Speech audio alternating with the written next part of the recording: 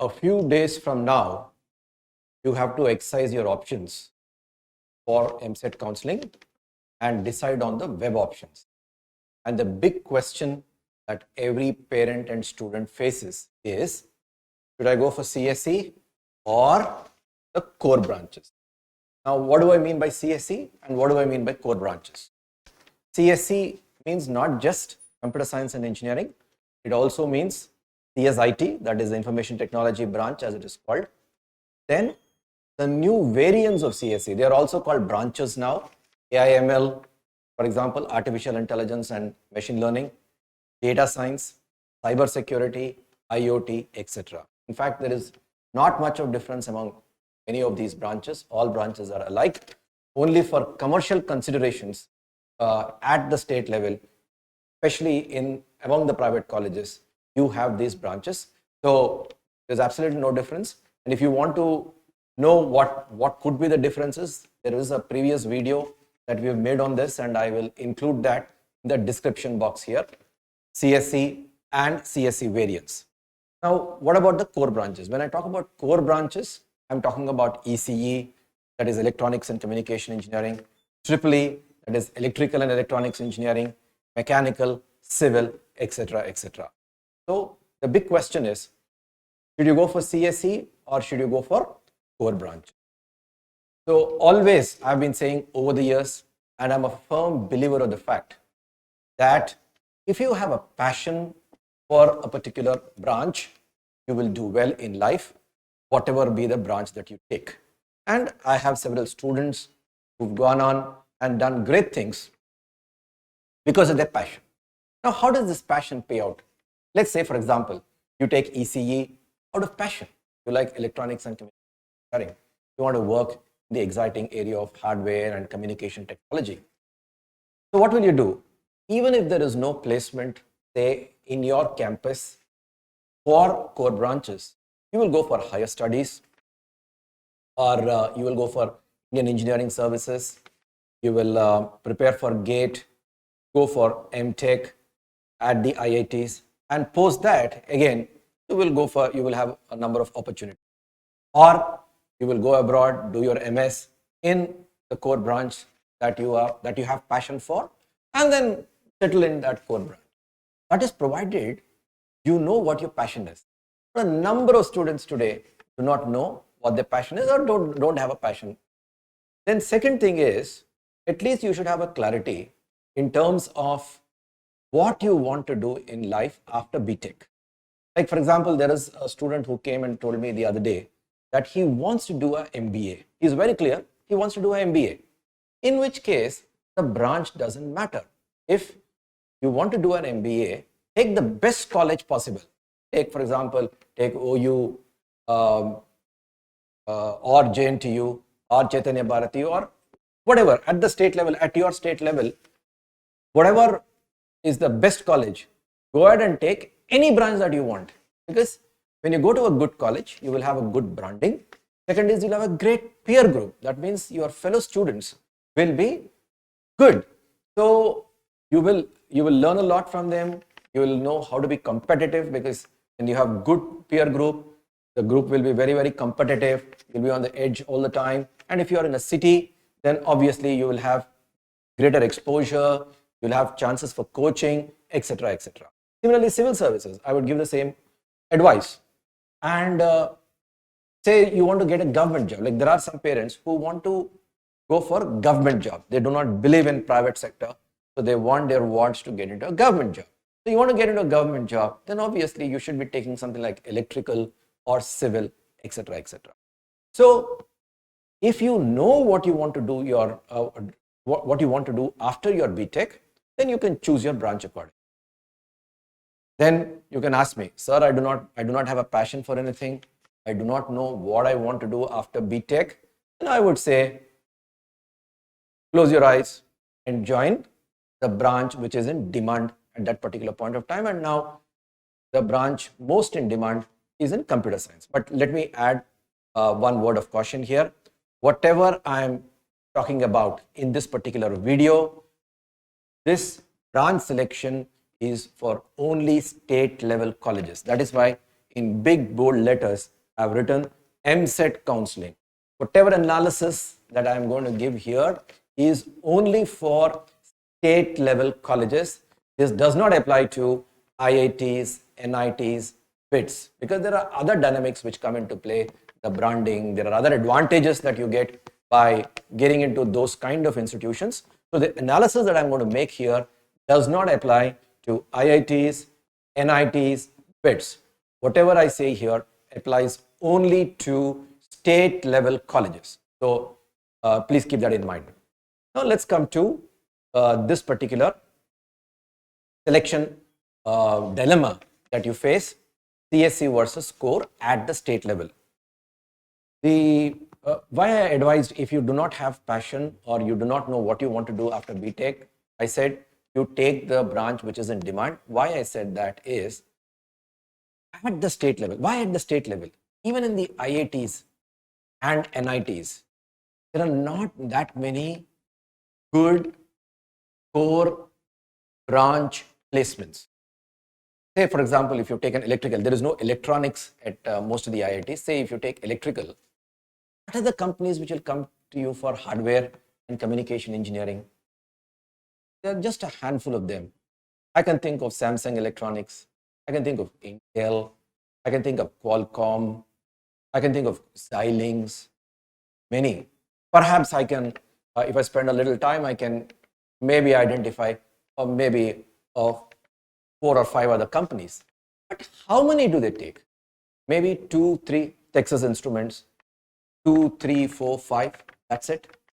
They are not going to come like the IT companies to each campus and take a truckload of students. In fact, more than a truckload of students nowadays. In fact, I would say service companies like TCS, Infosys, Wipro, etc., come and take a train load of students from each of the campuses. So even at the IITs and NITs, there are not that many core sector placements. So if you're looking at placements primarily after BTech, then you are coming out of a state level college. Unless you have a passion to do well in that particular branch, getting a placement in those core sectors is going to be difficult.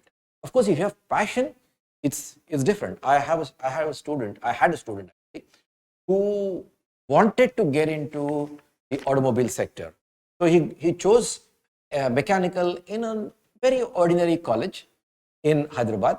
Then he, because of out of sheer passion, he got into Ford in Chennai.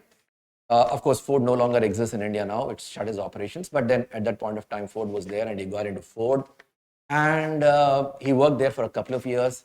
Then he did his MS in US in automobile engineering and got into Ford USA and is leading his American dream in US.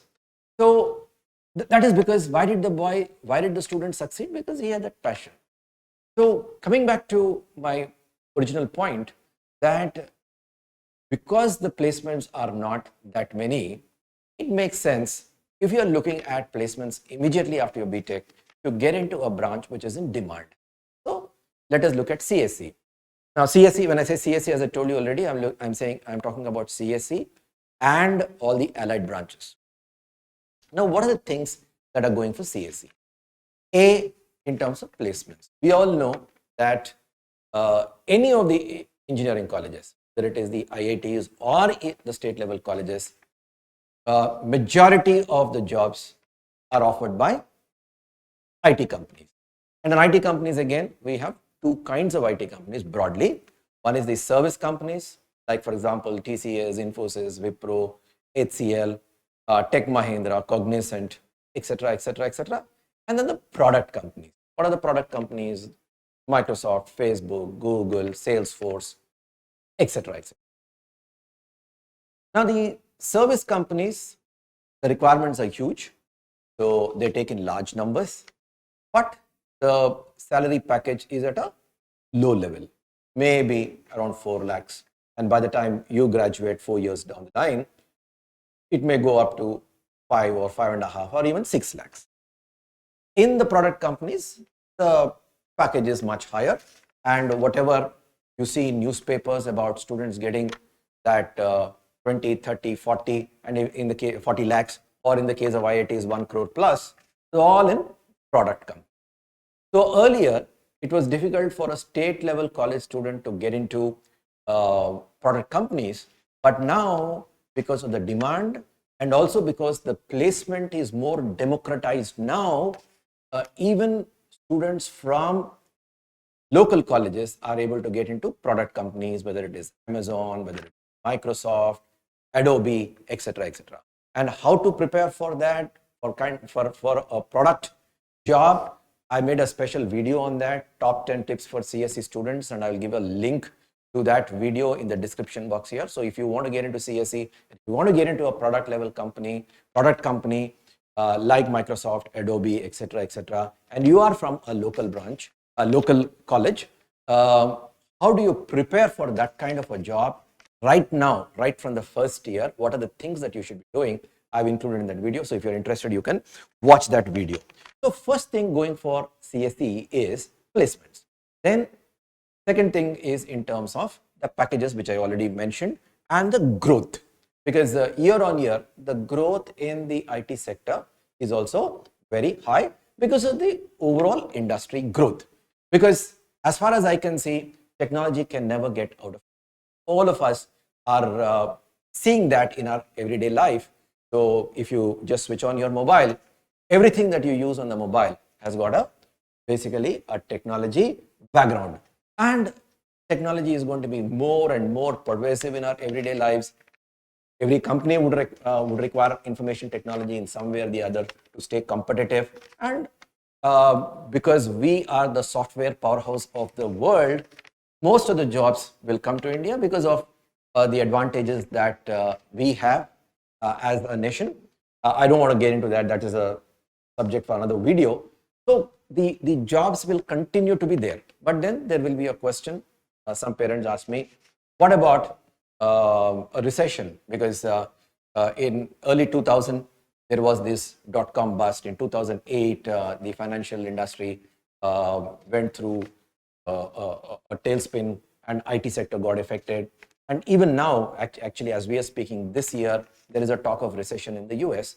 So yes, of course, there's going to be there are going to be these kind of problems and challenges, but these are going to be short-lived.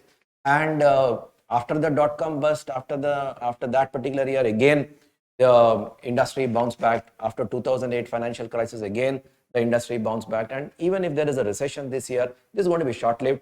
We are talking about long-term trends, and we are talking about placements for your child 4 years from now. We are not talking about current day scenario. 4 years down the line, what is going to happen? So over the long term, if you see, technology is never going to go out of fashion. There will be those jobs that will be available, especially for Indians. So there is not going to be a disadvantage. Then the other thing that is going for the IT jobs is the IT jobs are in a pure meritocracy. So if you have merit, you'll get the job.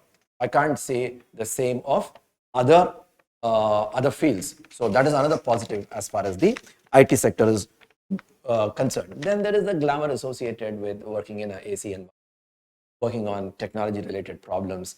And most importantly for we Indians, and specifically Telugu speaking Indians, is the chance to go abroad to work on projects. Several of the IT sector folks get a chance very early in their career to go abroad and work on projects. So that is an added advantage and a bonus. So for all of these things, one can look at the CSE branch a little seriously. So to summarize, I would say that if you have a passion for a particular branch, go ahead.